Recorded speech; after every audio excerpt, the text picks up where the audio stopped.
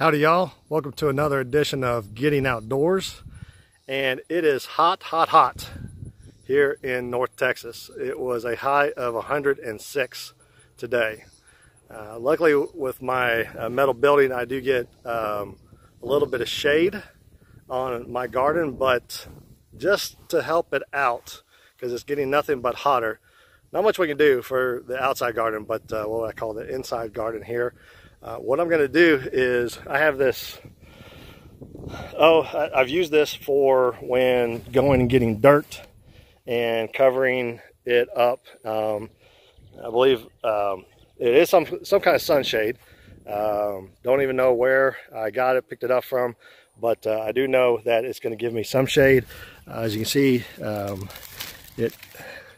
it's porous and will let a little bit of light and stuff get through. So I'm going to try to get that set up in some form or fashion here and see what kind of coverage it gets me.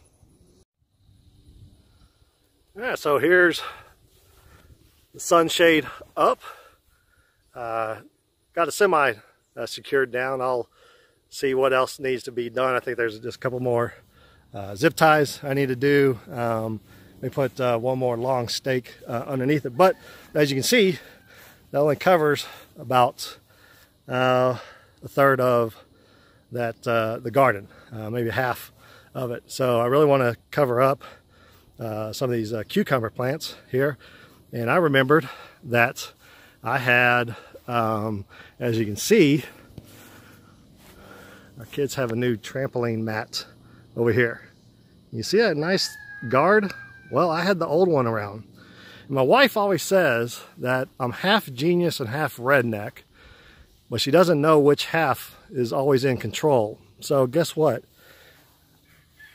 I just cut a strip of that safety net. And yeah, look, same thing. Of course, will give me some sun.